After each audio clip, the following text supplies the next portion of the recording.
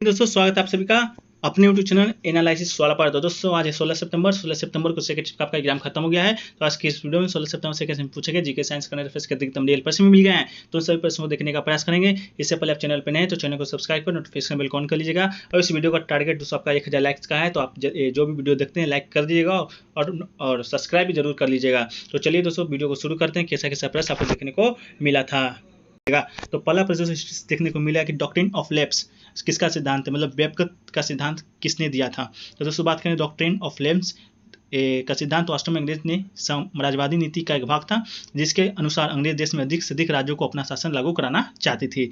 ये नीति दोस्तों शुरू किया था आपका कौन, तो लॉर्ड डलहौजी, जो कि उस समय भारत का गवर्नर जनरल था लॉर्ड डलहौजी। और ये उसका जो कार्यकाल था 1848 से 1856 ईस्वी तक था। और इसी के काल में दोस्तों आपका भारत में जो पहला ट्रेन चला था आपका मुंबई से थाने के बीच, इसी के काल में चला था। तो लॉर्ड डलहौजी आपका राइट आंसर हो जाएगा। वेबकत का सिद्धांत आपका लॉर्ड डलहौजी ने ही दिया था। इसके अलावा दोस्तों क्वेश्चन पूछा गया था आपका राइट टू एजुकेशन कौन से आर्टिकल में है, मतलब शिक्षा का अधिकार। शिक्षा के अधिकार की बात करें तो दोस्तों आपका 2 दिसंबर 2002 ईस्वी को संविधान में 6वां संविधान संशोधन किया गया था, जिसके तहत आपका 21A के तहत शिक्षा को मौलिक अधिकार बना दिया गया था। और इस मूल अधिकार के क्रियान्वयन हेतु वर्ष 2009 में निःशुल्क एवं अनिवार्य शिक्षा का बाल शिक्षा का अधिकार अधिनियम right of children to free and compulsory education act भी बनाया गया है। तो आपका राइट टू एजुकेशन कब जोड़ा गया था, कौन सा आर्टिकल में, तो 21A में कब जोड़ा गया है, तो 2002 ईस्वी में 6वां संविधान संशोधन के तहत आपका जोड़ा गया है। अगला क्वेश्चन दोस्तों पूछा गया था आपका 1869 ईस्वी में किस नहर के खुलने से भारत से यूरोप की दूरी 7000 किलोमीटर कम हो गई थी। आपसे इससे रिलेटेड प्रश्न पूछा गया था, तो इसका राइट आंसर दोस्तों आपका सुएज नहर हो जाएगा।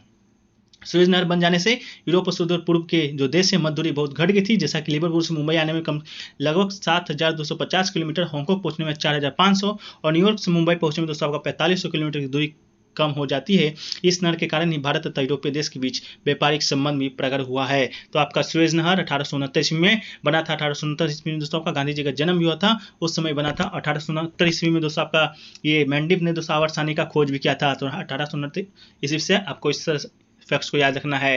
अगला क्वेश्चन पूछा गया दोस्तों हिमाचल और जम्मू कश्मीर को कौन सा दर्रा जोड़ता है। तो इसका जो राइट आंसर हो जाएगा दोस्तों आपका बनिहाल दर्रा, बिल्कुल राइट आंसर हो जाएगा। बनिहाल दर्रा जो कि हिमालय का एक प्रमुख दर्रा है, राष्ट्रीय राजमार्ग NH1 इस दौरे से होकर निकलता है। और यह जो दर्रा है कश्मीर घाटी को ज्वार सुरंग के माध्यम से जम्मू के रास्ते शेष भारत को जोड़ता है। तो दोस्तों आपका सही आंसर हो जाएगा बनिहाल दर्रा।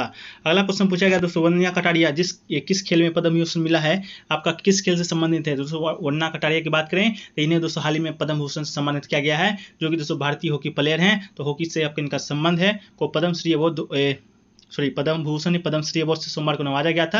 राष्ट्रपति रामनाथ कोविंद ने उन्हें पद्मश्री पुरस्कार से नवाजा था। पद्मश्री दोस्तों आपको मालूम होगा भारत में कुल जो सर्वोच्च सम्मान है आपका 4 तरह का है। सबसे पहला भारत रत्न, फिर पद्म भूषण है, फिर पद्मश्री, फिर पद्म भूषण। इस तरह से आपका 4 सर्वोच्च सम्मान है जो कि आपको खेल में दिया गया था। वरना कटारिया को हॉकी से संबंधित थी। अगला क्वेश्चन पूछा गया दोस्तों आपका एल्किन का फॉर्मूला पूछा गया था। तो एल्किन के समान सूत्र की बात करें तो आपका CnH2n होता है। शायद एल्केन भी पूछा गया होगा, तो एल्केन का दोस्तों CnH2n हो जाएगा। और एल्किन का दोस्तों एल्किन का ही फॉर्मूला पूछा गया था, तो आपका इसका CnH2n आपका बिल्कुल राइट आंसर हो जाएगा।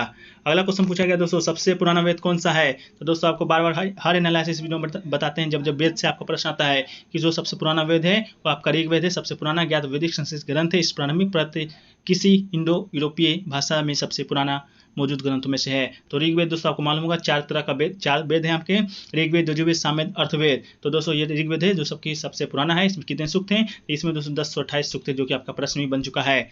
अगला क्वेश्चन पूछा गया दोस्तों कि तमिलनाडु का सबसे छोटा जिला कौन सा है। तो बात करें तमिलनाडु का तो सबसे छोटा जिला है आपका कन्याकुमारी जिला। ठीक है, भले ये क्षेत्रफल 1672 वर्ग किलोमीटर के मामले में सब छोटा है, लेकिन चेन्नई के बगल में तमिलनाडु में जनसंख्या का जो घनत्व है वो आपका 1119 वर्ग किलोमीटर है। तो आपका कन्याकुमारी बिल्कुल राइट आंसर हो जाएगा।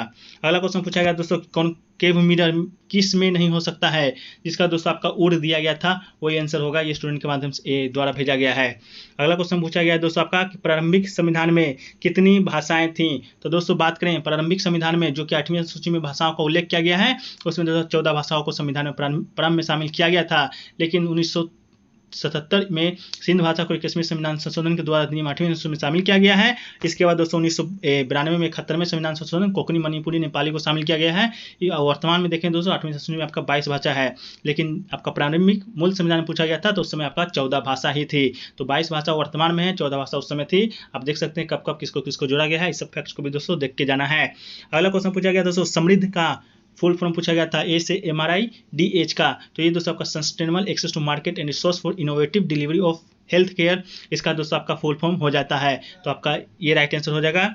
इसके बाद जो पूछा गया था कि आधुनिक जो आवर्तसानी है उस समूह 11 में दोस्तों कितने तत्व आते हैं। तो दोस्तों बात करें आवर्तसानी में रासायनिक तत्वों का एक समूह है 11, जिसमें दोस्तों तांबा, चांदी, सोना आपका शामिल है। रो एंड जेनियम, आरजी को भी समूह में आवर्तसानी में रखा गया है। तो दोस्तों आप देख लीजिएगा, आपका प्रश्न आया था कि इनमें से कौन सा नहीं है, तो अपना मिला लीजिएगा।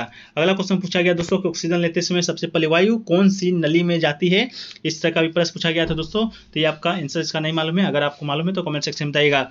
अगला दोस्तों है कि पेड़ जो होता है पत्तियां कौन से कारण से गिर जाती है। तो दोस्तों आपको मालूम होगा पतझड़ के दिन में जो पेड़ हैं पत्तियां आपका गिराना शुरू कर देता है। वो गिराना इसलिए शुरू कर देता है दोस्तों कि जब सर्दियां होती हैं तो जो पेड़ होते हैं, जो पत्तियां होती हैं वो प्रकाश संश्लेषण की क्रिया नहीं कर पाती हैं, इसलिए आपका पत्ती सूख जाती है। इसके बाद पत्तियां पीला होकर आपका गिर जाता है। तो ऑप्शन में आपका क्या था वो आपको बताइएगा। अगला क्वेश्चन पूछा गया दोस्तों गंगा और कृष्णा नदी के बीच कितने राज्य आते हैं। तो दोस्तों इसका जो आंसर है नहीं मिल पाया है, लेकिन दोस्तों बात करें गंगा नदी का तो दोस्तों आपको मुख्य नदी भागीरथी अर्थात गंगा बांग्लादेश में प्रवेश कर जाती है। हुगली नदी पश्चिम बंगाल में दक्षिण को बहते बंगाल खाड़ी में गिर जाती है गंगा नदी, ठीक है। तो गंगा नदी भारत के 5 राज्यों से होकर दोस्तों आपका गुजरता है। पहला है उत्तराखंड, उत्तर प्रदेश, बिहार, झारखंड और पश्चिम बंगाल। क्वेश्चन आपका क्या पूछा गया तो पता नहीं, शायद गंगा नदी के कितने राज्य आते हैं ये पूछा गया था गंगा और कृष्णा नदी के बीच। ये आपका कंफर्म करके कमेंट सेक्शन में बताइएगा कि त्रिस्तरीय पंचायत राज्य कब लागू किया गया था। तो दोस्तों 1958 में राष्ट्रीय विकास परिषद ने बलवंत राय मेहता की सिफारिश पर 2 अक्टूबर 1959 ईस्वी को राजस्थान के नागौर में जिले में जो तत्कालीन प्रधानमंत्री थे आपके जवाहरलाल नेहरू ने देश की पहली त्रिस्तरीय पंचायत का उद्घाटन किया था। तो आपका 2 अक्टूबर 1959 आपका बिल्कुल राइट आंसर हो जाएगा। 2 अक्टूबर को दोस्तों गांधी जी का जन्म दिवस मनाया जाता है। उन्हीं दिन आपका पंचायती राज लागू किया गया था, क्योंकि गांधी जी का सपना था कि भारत के हर एक गांव में आपका पंचायत हो। अगला दोस्तों ग्लूकोज के टूटने पर कौन सी उपस्थिति का कार्य करता है, इसका राइट आंसर दोस्तों आपका ऑक्सीजन हो जाएगा। अगला जो सिक्किम और चीन के बीच का कौन सा दर्रा पूछा गया था। तो ये दोस्तों आपका सिक्किम और चीन के बीच अगर कोई दर्रा पूछा गया होगा तो आपका नाथुला हिमालय का एक पहाड़ी दर्रा है जो भारत के सिक्किम राज्य और दक्षिण के तिब्बत में चुंबी घाटी को जोड़ता है। 14,200 फीट ऊंचाई पर स्थित है। भारत और चीन के बीच 1962 में युद्ध के बाद इसे बंद कर दिया गया था। तो आपका नाथुला दर्रा राइट आंसर हो जाएगा। अगला क्वेश्चन दोस्तों पूछा गया था ऑल इंडिया यूथ गेम्स में सबसे ज्यादा खिलाड़ी किस राज्य ने भेजे हैं। तो दोस्तों खेलो इंडिया यूथ गेम्स की बात करें 2011 में हरियाणा ने 398 एथलीट के साथ मेजबान शहर के रूप में सबसे बड़ा दल भेजा है।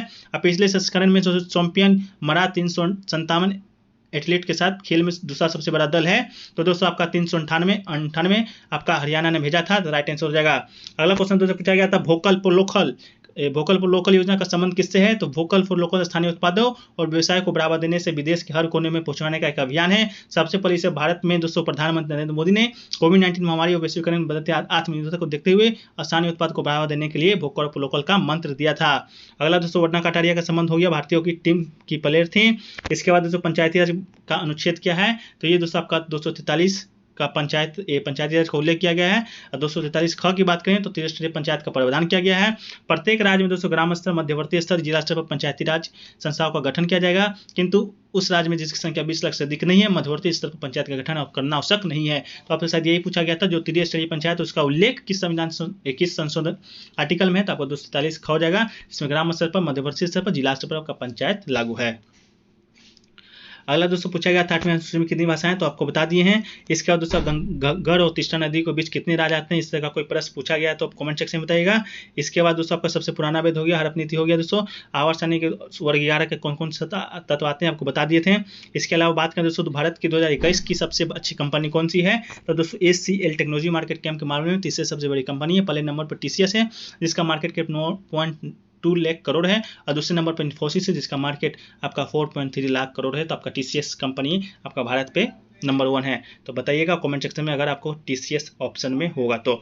अगला क्वेश्चन दोस्तों कि अगर कोई सामान स्टॉक में बेचा जाए तो उसका प्रयास क्या होगा, इस तरह का प्रश्न आया था, लेकिन दोस्तों आपका ऑप्शन नहीं मिल पाया है। लेकिन इसका जो आपका फैक्ट्स है वो आपको इस PDF में शामिल कर दिए हैं। PDF आपको टेलीग्राम चैनल पे दोस्तों मिल जाएगा। अगला क्वेश्चन, प्रियंका गोस्वामी का संबंध किस खेल से है? तो ये दोस्तों आपका एथलेटिक्स से इनका संबंध है, आपका प्रियंका गोस्वामी का। प्रियंका गोस्वामी आपको भारतीय महिला खिलाड़ी जिन्होंने कॉमनवेल्थ गेम भारत के लिए एथलेटिक्स गेमों का रेस वॉल्ट का मेडल हासिल किया है। इसके बाद दोस्तों आपका मैथ का क्वेश्चन पूछा गया था कि 12,000 की राशि 7% वार्षिक दर से 5 वर्ष में साधारण ब्याज कितना होगा? तो इसका राइट आंसर दोस्तों आपका 4200 हो जाएगा, अपना निकाल के देख लीजिएगा। इसके अलावा दोस्तों पूछा गया था यूपीएससी IAS में कौन सी पहल योजना स्टार्ट की गई है? तो नई सवेरा नई उम्मीद दोस्तों योजना आपका स्टार्ट किया गया था। इसके अलावा दोस्तों पूछा गया था शायद कि ओजोन परत पतली होने से क्या होता है, इस तरह का भी प्रश्न आपसे पूछा गया था, तो देख लीजिएगा। इसके अलावा दोस्तों आपका औसत पूछा गया था 14 9 25 49 के बाद आपका कौन सा अंक आएगा? तो दोस्तों आपका 81 आएगा, अपना मिला लीजिएगा। इसके बाद 13 पंचायत किस आर्टिकल में है? तो आपका 243 ख में है, आपको बता दिए हैं। इसके अलावा दोस्तों वीडियो यहीं पर समाप्त करते हैं। इतना ही प्रश्न आज के सेकंड शिफ्ट में पूछे गए थे जिन विद्यार्थियों के माध्यम से प्राप्त हुए हैं। अगर आपको भी कोई प्रश्न मालूम तो कमेंट सेक्शन में बता दीजिएगा, इसको PDF में शामिल कर देंगे। और दोस्तों 17 से 15 अगस्त का PDF खरीदना चाहते हैं तो आप व्हाट्सएप नंबर पर कीजिएगा, मात्र 20 रुपये के व्हाट्सएप शुल्क पे आपको ये दिया जा रहा है। तो दोस्तों वीडियो कैसा लगा कमेंट सेक्शन में बताइएगा, अच्छा लगा वीडियो को लाइक कीजिएगा, दोस्तों में शेयर कीजिएगा और चैनल नए चैनल को सब्सक्राइब कर नोटिफिकेशन बेल को भी ऑन करिएगा। तो मिलते हैं दोस्तों नेक्स्ट वीडियो में, जब तक के लिए जय हिंद जय भारत।